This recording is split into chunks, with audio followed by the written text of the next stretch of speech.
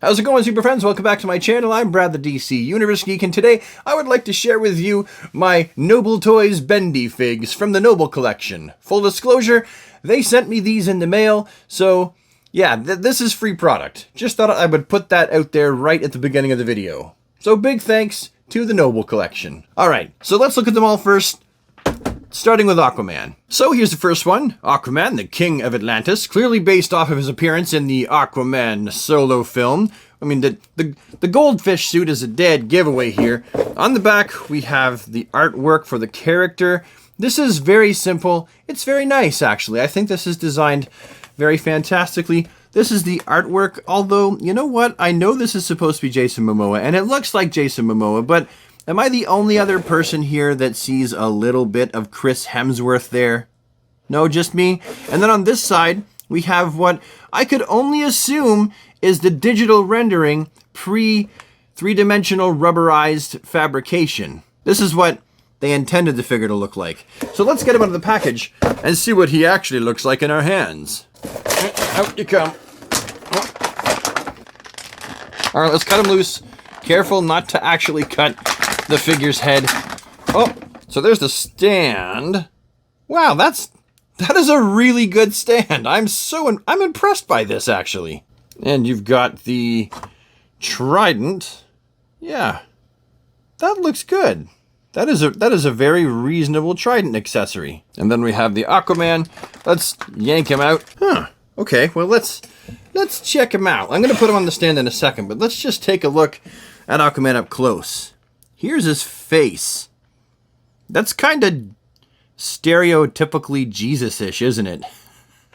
It seems, is it just me or is it a little bit narrow? Seems a little bit narrow. That's weird. It's not too bad of a sculpt, though, for a rubber bendy fig. You know, I quite like this. I think that, yeah. I think if I saw this guy hanging on a peg for, geez, I don't know how much they actually retail for. Hang on a second. Oh, drat. I would gladly tell you how much they would cost you, but I don't have the price here, because they sent them to me for free. Either way, I know they had to cast these figures, but there's no moving parts, so I'd be assuming they're probably not very expensive. But they did manage to get all the details for his Aquaman armor, his Atlantean armor. Yeah, that's pretty good. How bendy is he? Let's see how bendy he is. Okay.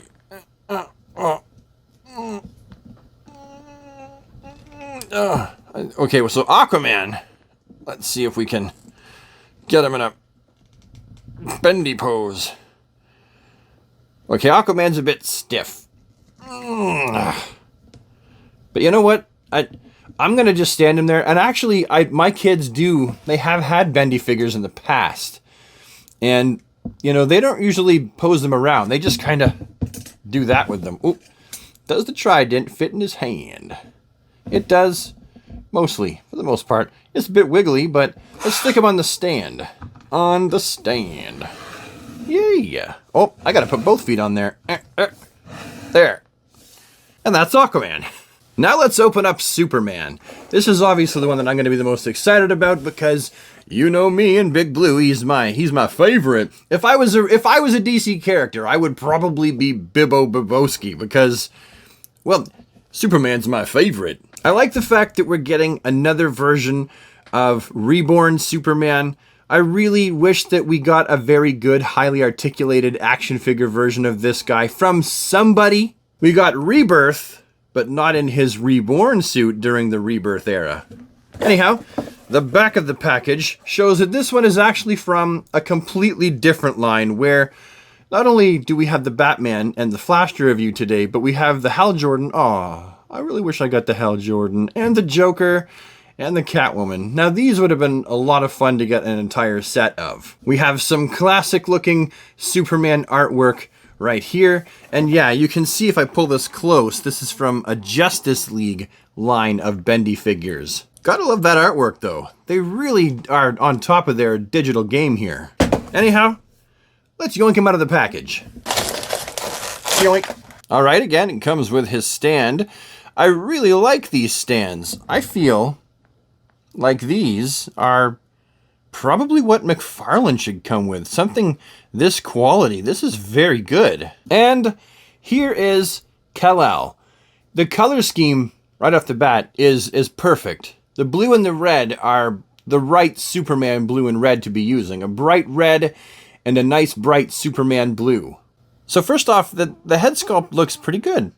I do think that is very good for the price range and for what this is. This looks like the last son of Krypton. Superman's S is sculpted on, which is good. You don't even always get that with the action figures, and they've made it part of the sculpt here.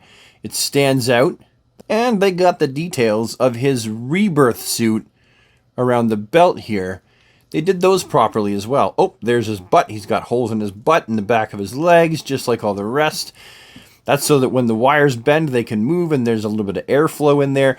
The suit itself actually has a little bit of shading all down it as well. Again, that's a nice detail for something that has been intended for children to bang around. And then back here, we have a nice, crisp, clean S on the back of his cape, which is made out of a nice soft rubber. That is a nice sculpt as far as rubber capes go, and it tucks nicely right down here into his neckline. So I feel like they did actually a really good job on this bendy Superman. Now let's see how bendy he is. I'm going to go out on a limb and say that just like Aquaman, who is also not really super bendy and won't hold a pose, I'm going to go out on a limb and say that that's not really the point of these bendy figures. Because the wires are totally overpowered by the strength of the rubber. I'm going to say the point of these is for them to be more like the wrestlers that I had when I was a kid. Those things, they could take a beating and they just kept on going. Those things were almost indestructible, and I got a feeling that that's what these are more or less intended to be like. Okay, now let's look at the Flash. And the Flash's packaging really stands out. It's all red, and I think that's a fantastic design choice. On the front, we've got some of that Rebirth Flash artwork, and we got Flash in the bubble. Turning this bad boy around, we have the exact same artwork as we did with Superman, with the rest of the BendyFigs in this line, and again, we have that picture of the Flash again right there. And now we're gonna yoink him out too. Ooh, well that really didn't go according to plan. All right, all out. Here's the stand. Again, fantastic quality action figure stand. Even the back of this just seems... This seems like something that I wish the McFarlane Toys figures came with. Okay, so for starters, this is the Flash's Noodle Noggin. And this, while the sculpt definitely looks good, you can see exactly what they're trying to do with this sculpt. It looks comic book accurate, looks nice. I feel like with this one, something went wrong with the paint applications. It looks like my grandma in a Flash mask. I don't necessarily think that that's the Noble Collection's fault. I think that's on the factory level. That's in the manufacturing level. Like this eye right here. Well, there's definitely something weird. Yeah, that doesn't look right. That you can see it missed the eyeball. And that is some fantastic pink lipstick he's wearing. At least he looks happy, though. Is that a wart next to his mouth? No, I'm just kidding. I know full well that these are produced for children, and they're manufactured very quickly. I do like the fact that his red suit has shading all down it to fill in the cracks and to emphasize the muscles. And again, just like the Aquaman, and especially the Superman, you can really see that they know what they're doing with the sculpts of this guy. He looks really fantastic as far as the sculpted detail goes. Here's the lightning bolt on his chest. It's yellow and white as it should be, painted perhaps a little bit sloppy, at least for the one that I've gotten. And you've got the lightning bolts around his waist and around his wrists there, nice and up close. You can see everything. Decide for yourself if you like this Flash figure. Personally, when I'm finished with all these, I'm probably going to give these to my youngest boy because these are right up his alley. He is going to love playing with these. And next, of course, we have the Batman. And right off the bat, before I get him out, I can tell you that I am very appreciative that they got that color scheme correct. A lot of different people, when they did the Rebirth Batman, they didn't get the inside of the cape purple. Well, Noble Toys did. Fantastic Batman artwork that I'm sure a lot of us are familiar with. While on the back, we have the same Justice League digital imagery here, and another fantastic image of Batman. Let's go and came out now too. And then of course we have the Batman and the fantastic action figure stand. You guys know how much I really like these, so I don't need to go into this anymore, but the actual Batman figure, this is really nice for what it is. We have to remember this is a non-articulated, child play intended bendy figure. And so when they put this much work into the sculpt and the detail, and let's face it, all of these, the overall body proportions are really well done as well. You have to give them credit where credit's due. For as far as bendy figures go of DC characters, these are probably the best that I have seen. So, yeah, you know what? This gets more than a pass, just the same as the rest. I really, really like this. Let's get to the face sculpt and really have a peek at this up close. You know, I will say that the sculpt for this is very good. I think that it's been sculpted nicely. Perhaps some of the paint could have been done a little, perhaps neater. The eyes might be stamped on better, and the pink lips are kind of funny, but I think overall, in general, I think this is a fantastic attempt at Rebirth Batman, and gotta give him credit where credit's due. Not everyone remembers to put the purple on the inside of the cape. Some people just plumb forget to do that, so this is good, and it's a nice bright purple too. It's an essential piece of the overall visual appeal of the figure. As for the articulation, I'm not even going to try bending him around. We know what he's going to get, the same as all the rest. So let's just move on to the 1984 version of Wonder Woman.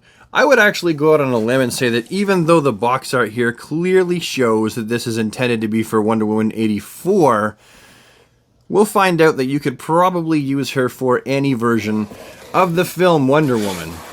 On the back, we have fantastic, this is a fantastic picture. I so much loved the photography for Wonder Woman 84. It really made me want to see this movie. All right, let's get her out. Okay, and of course we got the Wonder Woman figure stand and Wonder Woman along with her lasso. Wonder Woman's little lasso, I like this a lot. I really do, honestly, because for one, it's soft. It kind of has that ropey feel. It's a soft rubber. And it's just, I feel like this looks better than all of the other furled up lassos that we've gotten with the actual Wonder Woman action figures. Wonder Woman's lasso also has a little knobby-do on it here, so we can just stick it right here in Wonder Woman's side there, and it can hang there. I wonder how tight that is. Let's see. Oh, okay, so it will fall off, so you'll need to be a little bit careful. And with your kids, you'll either need to super glue it in there just like that, or just assume that it's going to get lost under your sofa. And then we come to Diana itself, just the figure. Not too terrible.